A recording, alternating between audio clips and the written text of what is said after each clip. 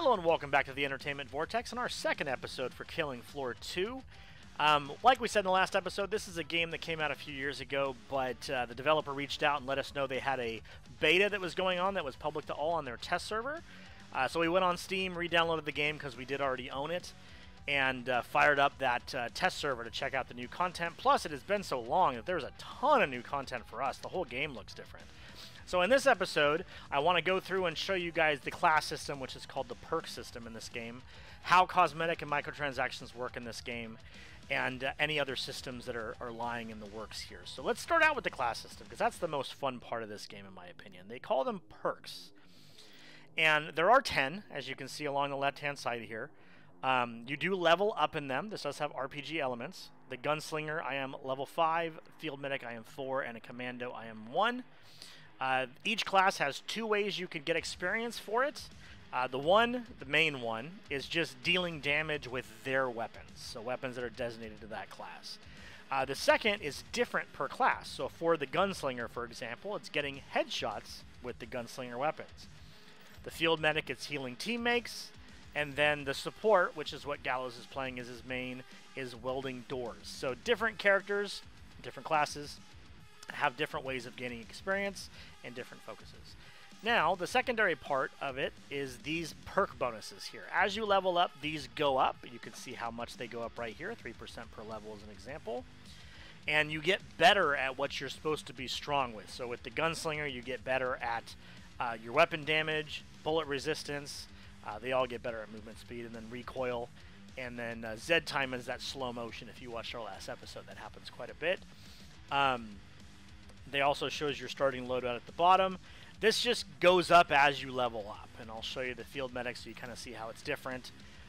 Healing recharge rate with the syringe, armor bonus, and then the bloat bile resistance is another one here. As you hit specific milestones, 5, 10, 15, 20, and 25, you get to make choices. So for example, I hit level 5 in the last episode on Gunslinger, so I get to make a choice of which of these two I want to do. So let's take a look. Ignore movement speed penalty for iron sights and drastically reduce weapon bob with perk weapons. So that's really good if you're using Gunslinger weapons. Quick draw, reduce recoil penalty for shooting from the hip. Increases movement speed and switch perk weapons 50% faster. Really making you a gunslinger, I like that. I am going to do the movement penalty because I use that all the time. And we'll go there, so that's very cool. I'll give you an example here if you want to see some other examples. This is the tree for the healer. For example, the first choice, which I am almost at, it probably will hit next episode since I'm going to play the Field Medic for that episode. Increase total health by 25% for yourself, and then healing teammates heals you by 10% of your total health, or the other option is increase damage resistance 1% per health point lost, up to 50%. So the lower you get, the harder you are to kill. This makes sense, making you a little more tanky as the Field Medic because you don't have the same firepower some of the other people have. Although your guns aren't horrible, they're definitely not super strong, so you have to have some livability just in case. But there are quite a few options here, really lending to the playstyle, and you can switch between maps. And technically, when I was on my Gunslinger, I was being given options to buy between waves other classes' guns so that I could level up that class at the same time leveling up mine. So I could level up Field Medic by using their gun, but yet level up Gunslinger if I was to switch back and get headshots with my gun. So there are different aspects to it, which are very cool. What do you think of the perk system in this game, Gallows? I definitely think it's probably the strongest thing this game has going for it. What do you think? Yeah, I really feel that that's really what separates it apart, is that the whole class and the perks, and they've added a ton since it first came out. It just adds a whole different varying way to play the game. It just really makes it to where there's melee classes, and there's sharpshooter classes, and of course there's support classes too. So you kind of get that almost that trinity effect of when you're putting together a team to try and take on the map, to where you can kind of specialize and still have a role that you can want to play. So yeah, you're going through the mission, and you're trying to kill waves and stuff like that, but it really is a cooperative effort that you have with your team, and finding the right roles and classes between the people you have is really what kind of accentuates what this game is about. Absolutely. And the way I look at it when it comes to games, progression always makes it more fun. If you're working towards something and getting stronger as you go, it makes what normally would be repetition, doing the same horde mode and same bosses over and over again, a little more fun when you're working towards something. And the game is very intense. So the feeling that I'm getting stronger as I go definitely makes me feel more comfortable because the game is very intense. So that's the perk system. Like I said, super fun to try different things out. I'm going to switch to Medic for our next match. Let's talk about the gear system. This game does have microtransactions, but they're done kind of CSGO style, actually, or Team Fortress 2 style, where it's all about the cosmetics. It does have crates. They do have keys to unlock those crates, very similar to those two games I just mentioned. But everything in the crate's cosmetics. So I'll show you an example. You choose a character. There are a lot to choose from depending on what you've purchased. If you have the Collector's Edition, you have more characters. I do have the Collector's Edition, so I do have more characters. That is still available for purchase. And it just changes how you look. So for example, if I was to choose Hayato, then you have different options. You can change his hair depending on what you have. You can change what he's wearing. I can give him a armor suit that I have here.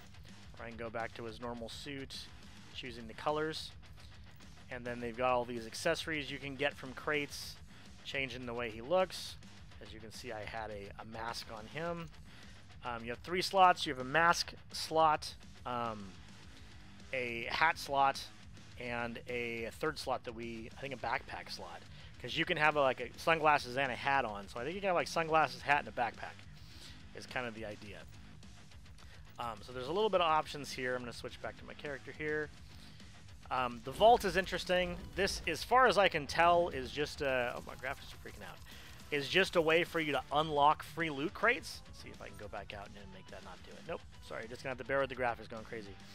As you can see, it's building up in the amount of money I've earned in matches. As soon as I hit this, I'll get another loot crate, which is unlocked. Does not require a key. So just like Overwatch, the more games you play, the more loot crates you eventually earn. Getting stuff for free, which is cool. I do appreciate that. The store has quite a bit of stuff in it. Everything from cosmetics to these are the keys for the crates. And then if you go down a little further, you'll see there's actually just flat out cosmetics you can buy if you want. This game also utilizes the Steam Marketplace, which if you've ever had experience with things like CSGO or something like that, you'll know that you can sell and purchase things directly player to player from that game, and this game is no different. When you exit the game, you can go into your Steam inventory, and all of the cosmetic items, loot crates, and keys you have are listed there, where you can list them on the marketplace for sale, or you can trade them with your friends. I think that is super cool. You can get cosmetic items for as low as 10, 15 cents, and as high as like $20 and $30 in this game. So if you get something rare, you could always sell it and get some other stuff you really wanted. There's also a crafting system that I haven't dug too far into, but I do know that you can disassemble certain things to assemble other things, but it doesn't seem like it's super fleshed out. I can't tell if that's something new to this beta or if that's always been there, but luckily that Steam Marketplace is there if you want to dig in and get specifics. I actually purchased these glasses on her for 22 cents, which is cool. What do you think of the cosmetic system, microtransaction system, and the Steam Marketplace? You know what? I think that it's perfectly acceptable. I think that anything that really just has a business model to where you can visualize just visualizations on your character, and it's not really affecting your gameplay, I'm all for that. This one really has a ton of options out there. I love the fact that it's got the quest system kind of built into that whole loot box system, to where there's plenty of free stuff to be had, as well as you know, if somebody wants a specific thing for their character to kind of set them apart from the rest of the people, then that's you're able to do that too. And you know, the fact that they just sell that stuff on Steam is just kind of like the middleman there in the whole process. And people familiar with any kind of the CSGO style of skins, I haven't seen anything too crazy out there. There may be, but as far as I can tell, everything seems to be, pretty reasonable for what you're getting. Absolutely. I mean, there's obviously a rarity system, but you're not, I know that there has been some kind of discrepancy on some of those skins out there that got crazy out there. As far as I know, in this game, it's pretty reasonable. I guess overall I like it. Yeah, I like the system quite a bit myself. I haven't seen anything that would cause the controversy that the CSGO skins have had. And the prices are definitely not blown out of proportion like the CSGO skins are. Some of those legendary skins are thousands of dollars, and this isn't like that. The highest I saw was a $20-something one, and I mean, if you really want something that rare, then go for it. But most of the stuff was less than $1 a piece, which I liked. That mask I had on the green, like demon mask, I think was the most expensive thing I purchased, and it was like $1.80 or something like that, and it was purple rarities. So the prices aren't that bad; they're very fair. Let's show the quest system that he was talking about. That's right here. If you click here, these are the daily quests. As you can see, I already got the one for doing damage with revolvers. This is specifically doing this map on suicidal difficulty, and then this one is earning experience as the SWAT class. And then you can earn Dosh, which is the money in the game, which of course, as you saw earlier, gets you closer to free crates. There is a weekly one, which gets you a skin, as well as a lot of Dosh, but this is like turning on a skull on in Halo. This is a specific challenge mode where you have to do a mission where you can only do damage with headshots. So this is going to be super hard. This would be something you'd probably want to put a group of friends together with and really drill into it and see if you can pull it off. I can see that once you get up leveled up, this would be something cool to keep it fresh, like new modes and new challenges to keep it fresh. And then there's seasonal right here, which we completed a couple this last time. This is specifically tied to the event that's going on and the current patch that's going. If you do all of it, you get a steampunk outfit in this case, and then there's certain items that are dropping just for this event. So having events is also cool. It keeps things nice and fresh. But this system, as you can tell, changes every day. This one stays for the whole season, and then this is weekly. So giving you something to do. I like the system a lot. You can play this game offline solo if you want to.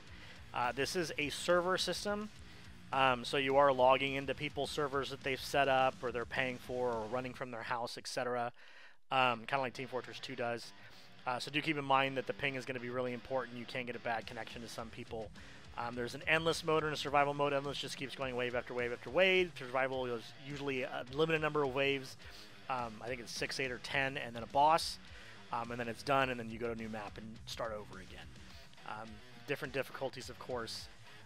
Definitely a lot to choose from here, without question. Anything else you'd like to add about how the game works, how the game functions, systems within the game that I might have not mentioned, Gallows? The only other thing that I remember is they have the crates, the keys. So there are unlocked crates that you get for free, but then there are also crates that hold specific and kind of rarer, more specific items that you have to purchase keys for. Yeah, I mentioned that earlier about the keys in the store. They're about $2.50 a key. It looks like you get the crates as you play. Like if you complete a survival match, you'll get the crates. You can also get the crates on the marketplace. You can also get the keys on the marketplace, although they are a little more expensive on the marketplace, probably because you can sell and buy, so it's a different type of currency there. But yeah, the crate system is really cool. I like that because, like he had said, it has a smaller amount of things you can get, and it's normally rarer above, so you can get some pretty specified things. I have like 2 or 3 of the USB crates that I've been looking at and eyeing and thinking about opening. But the cool thing is if you get something cool in one of these you don't want, you can sell it on the marketplace, take that money, buy a key for a different crate. There you go. Marketplace lets you get what you want. Very cool. Well, in next episode, we're going to do another match. I'm going to play a different class that match. I'm going to play a medic, show you kind of the support play style, and we'll go from there. If you're interested in seeing more of Killing Room 2, let us know down in the comment section below. Thanks for joining us. If you haven't subscribed already, make sure you do. We release 4 videos a week. We also have t-shirts available in the description. We hope you'll follow us into the Vortex. We'll see you next time.